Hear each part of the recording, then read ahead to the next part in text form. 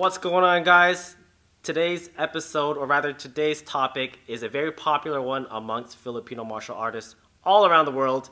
And the topic that we're going to be talking about is, should Kali be a sport? Now, when we talk about Kali, or Kali for those that pronounce it that way, we're talking primarily more weapon-based, so using the sticks as a primary means of implementing the art.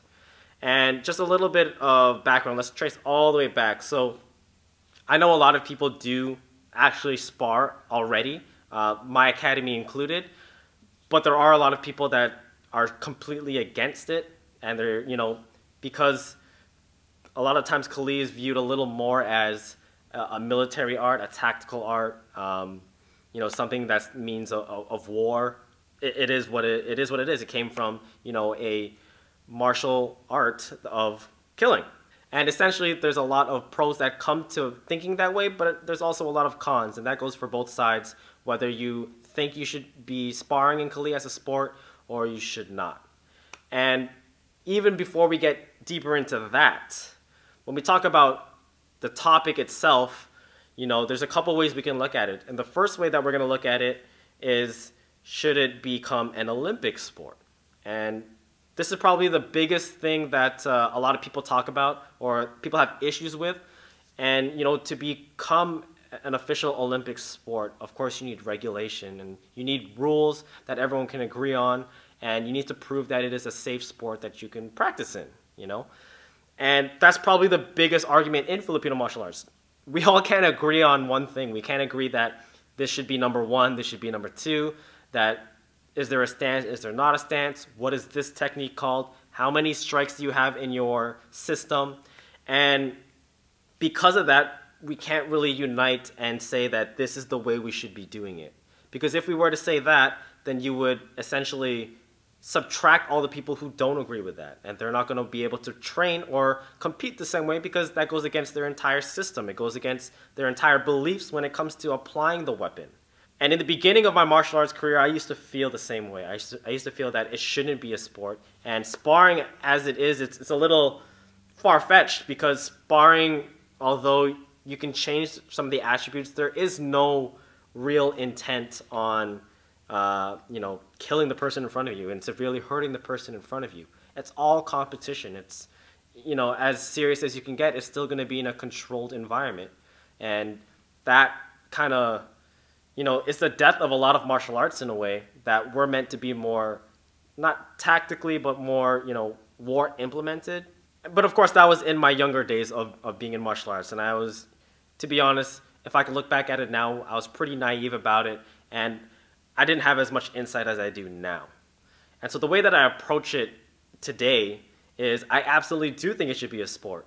Whether this becomes a globally recognized sport where there is one way, one set of rules, just because it can't become something as big as an Olympic sport doesn't mean that you can't practice it and enjoy it and, really see the art for other sides. And some of the other sides are really all that people search for sometimes. And you will find a lot of people will train Kali as a recreational thing, as something to have fun, to gain a little bit of fitness and, occasionally learn a self-defense technique here and there, but that's not really what they're looking for. You will have those people as much as you will have the people who only care about applying it, the people that are in military, the people that actually need it day to day in their work life or, for the environment that they're in. And if you only focus on one side, you're going to lose the other one. And essentially, the purpose of me believing that you should be sparring, you should be treating it as a sport as much as you do treat it as a self-defense form, is to help the art grow.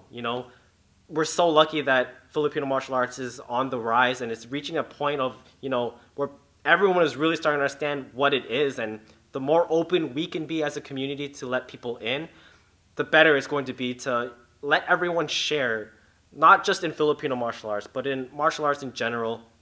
The world today is an MMA world as we know it, but not necessarily MMA for competing, but a sense where people take things from other arts and people combine and mesh things together for themselves and for what they believe will truly benefit them for whatever the reason is.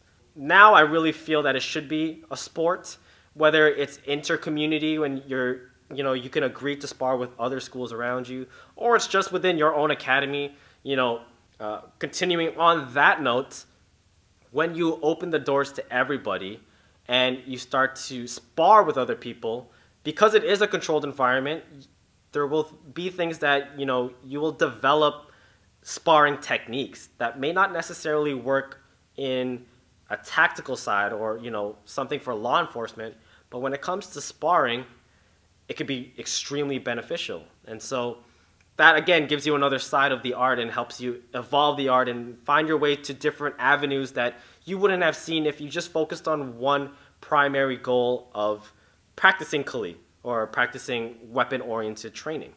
And that's honestly one thing that my students have shown me over the years is they come up with all these crazy techniques, but it works. It accomplishes the goal. And the goal is not to kill your partner. The goal is to tactically or, you know, technically score that point to win. And at the end of the day, you drop the sticks, you take your gloves off, your armor, if you do wear armor, you shake hands, and you go home to your family, and life goes on. And I think that's the most important underlying goal with the growth of Filipino martial arts in general. It's people need to enjoy it. And in order for them to enjoy it, you have to find the way that you can enjoy it. Let me know how you guys think about sparring. If you guys spar in your school as it is, let me know how you spar. Do you do it live stick? Do you do it with padded sticks? Do you do it continuous? Point sparring? What are your targets like? Let's share what we do with the community. Let's let everyone in on what we do, and let's help grow Filipino martial arts all around the world. Make sure you guys subscribe to the channel and make sure you stay up to date with us as we continue to launch our Filipino martial arts videos, not only on YouTube, but also on our online teaching site, FMACONCEPTS, which will be launching very, very shortly. If you guys want more information on that, make sure you comment below as well, and we'll be happy to update you guys as we go along. All the links are going to be in the description box. Hit that notification so that you can always get our videos first. And until next time, catch you guys then.